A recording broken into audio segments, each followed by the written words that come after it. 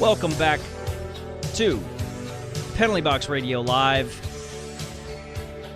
You just heard from Coach Andrew Brunette talking about the power play, and if you didn't catch it, he started off that answer. So that was a practice today. He started off the answer with so my question was, who's in charge of the power play? Because in the past we've had coaches be in charge of the power play, and we haven't really gotten word of who's in charge of it this year. And he said, well, if it's bad, then it's not me. And a little joke from the old ball coach. Well, I mean, it's a joke, but at the same time, you always want that plausible deniability. Like, well, remember when I said that? I said that if it wasn't good, it wasn't me, and wasn't me. It was someone else. But it is him, and I think that's a very interesting thing, and what we're going to talk about this segment, because he said he's going to take care of it. It's going to be his unit, and as the head coach taking charge of the power play, I don't think that's something that we've had in Nashville in a very long time, maybe ever. I don't really remember the early days of Trotz if there was a specific power play, coach assignment there, but definitely under Laviolette, Kevin McCarthy, that was kind of his role. Under John Hines, it was I think Lambert was mostly the guy. Yeah, he was mostly the guy in charge. I mean, it's never just one guy, right? I mean, all the coaches are kind of involved in it. They all have say. They all talk. I mean, it's not like everybody's got their spoon in the sauce, if you will. Exactly. It's all hands on deck kind of thing. There's not silos there. However, there is ultimately one person who kind of has to decide, okay, this is what we're going to do. You have to have at least one person pointing the dial in a certain direction.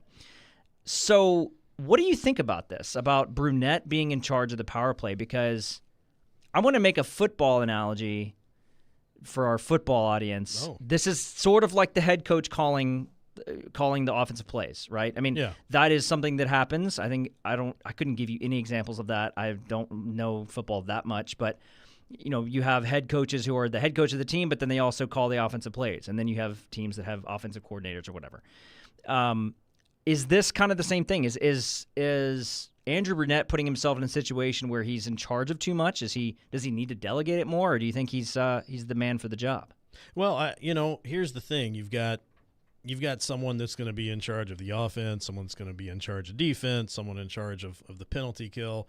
I mean, if you've got the head coach that's delegated all these other things, I'm sure he's overseeing, but maybe it would be beneficial for him to take a vested interest in that one particular aspect, considering the recent history of that power play unit in Nashville hasn't been the most positively talked about or received thing. So I think it's going to be okay. I'm not worried about it. I pulled some numbers today, Sean, about the power play. Yeah. You want to hear how bad it's been? Yeah. Okay, let's go. All right, so the last 5 years. Where is it? Hang on. Okay. The last 5 years since basically, I'm sorry, not the last 5 years. Under John Hines, it was the 20th best unit. Okay. So since 2019, 2020, so what is it, 4 seasons basically? Yeah. The 20th best unit in a league of that was mostly 31 teams, most of that. That's not great. 20th best. It's not horrible. It's middle of the road, and that's I mean, that's the problem. It's not. It's below average. You're not turning any heads. No. But here's one worse. Since the franchise began, since 1998, that's over 1,800 regular season games, almost 1,900 regular season games. The Predators have the 4th worst power play unit in the league. Wow. Over 25 years. That's 16.8%. That's over 25 years. Now, so, question though, and look, you're going to know this better than me. How much of that can you pin on the very early years? Oh, a lot, a ton. Yeah, okay. for sure. Yeah, a lot of that is the first, specifically, probably the first 5 years. Right. I would say after 2006, when after the lockout, they got a lot better. Okay. Well, you're not looking at a team with 100 years of history here. So exactly. You have to take that in consideration, but still to be the 4th worst. But in that span, you know who has been good consistently? Pittsburgh, Edmonton, Colorado, Boston, all those teams that are still good Yeah. now have been Yeah. good for the last 20. No, you're right. It's a system thing, right? I mean, Yeah. it's very now. Nashville has also been really good at developing goaltenders and defensemen. That's true. So a lot of teams out there have not been good at that. It's there's give and take there. Nashville has been really good in certain areas. Power play is one area they've been bad at. But Alex, I'm going to tell you, and I don't know, maybe I can represent a lot of people out there with this statement. I want spicy power play goals. Spicy ones? Yeah, I want to see some flames, man. Like, give me the flammas, like if the you know one what I chip mean. challenge spiciness. Yeah. Oh, do that. Yeah. There you go. That's what I want in goals when it comes to the power play. Well, I've got some spicy lineups for you here. How about here's some of the lineups we've seen in terms of the units for the power play this year. Okay. This is some spice. It's not my level of spice. I think there's some questions here. There's one part about this that I don't agree with. But what's your level of spice? What are we talking here? I don't go much more than like 1,000 Scoville units. Okay, so pretty tame. I'm pretty tame. All right. Okay, so the units we've seen so far, the number one unit we've seen basically has been Forsberg, Yossi, Ryan O'Reilly, with Tommy Novak and Tyson Barrie. Okay. So 2 defensemen on the power play. That Right. is a thing a lot of people don't like. They've done it plenty of times in the past. The Yossi-Ellis combination was Yeah. the big one. But in that situation, you've got Roman Yossi as one of those defenders. Yeah, right. Come on. He's the quarterback, but he moves everywhere. Right. And in that 2 defenseman situation, let's go back to the Yossi-Ellis pairing. You had Yossi being the quarterback. You had Ellis being the trigger man, down low. Right. Or, on the outside, really, on that left wall.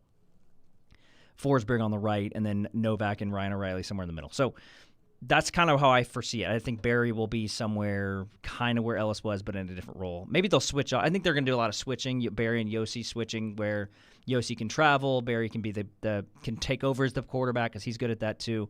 So I don't mind that, but there's other weapons that I think could find their way onto that unit that are on the second unit right now, and that would be, I think Evangelista's on the second unit. I think Glass is on the second unit. Tomasino.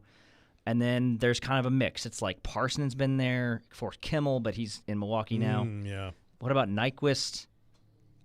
Who's the other? Is there another defenseman? Does Barrie slip down to the second unit? I think Fabro could see some time there if he's playing like I think he will. Yeah.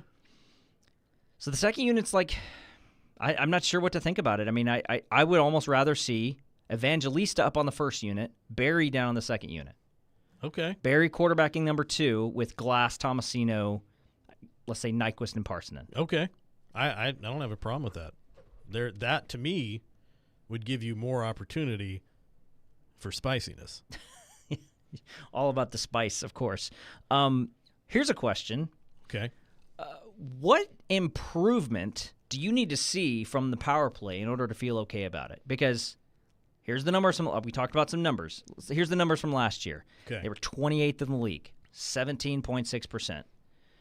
Now, 2 years ago, they had the crazy good year where they had all those players go for 40 goals. Right. They were 8th that year. And then the previous year, they were 17. So I think it's safe to say this team ceiling right now is like 17% success, maybe 18% success. Well, the top units are getting like almost a quarter, like almost 25%. I mean, Edmonton, Toronto, right. Colorado, those are all great power play units that get like 23, 24, 25%. Do we need the Predators' power play to be close to that in order to see success, or do you just need a little bit of improvement?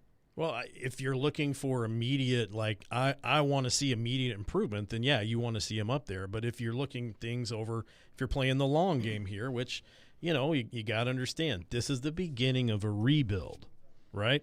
Or maybe that's the wrong, I don't know what the right word to use is anymore. But this is the beginning of a new era, let's say that. That's the beginning of a new era.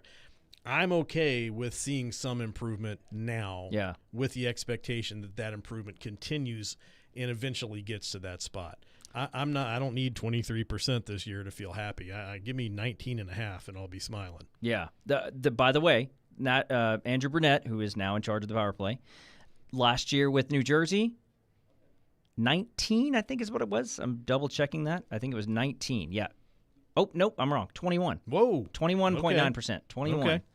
13th in the league, that was. So there's a lot of really good players on the power play, but including Jack Hughes. But yeah, true. I think if you got close to that, if you got 19%, if you got 20% as this unit, that would make – I mean, that's going to make the difference between about 3 or 4 wins and losses right there. That's going to swing your season, I think, either way. So would be really important for the Nashville Predators to get there. We'll see if that actually happens. The power play is one that – one other thing that I was going to mention is I also asked them about – they were working on breakouts today. Right. That's the thing that in the power play, a lot of people, some people who really pay attention get frustrated by, because it's a thing that for some reason they can't figure out all the time. But it's one thing for the power play to be in the zone, passing it around and not getting the shots that they need. It's another thing for them to not even get it in the zone. Right. They were really working on the breakout and the entry today, and I think that was a big focus. They seem to be really kind of hammering that. Yeah. I asked Brunette about it, and he said, "Yeah, those you want to have like a plan. You want to have like, okay, here's when you're in the zone with speed, you need to have plans for support. You need to have plans for how you're going to get the puck, what you're going to do with it when you get in there."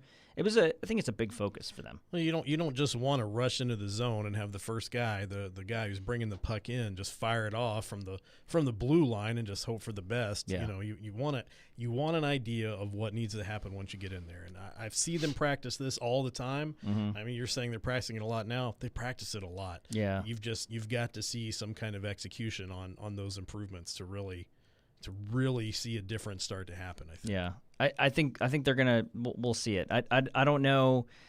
There's a lot of people that get frustrated with the entries in terms of, like, building up all that speed, and then they drop pass, and then they just get to the blue line, and then it just dies. Everything dies.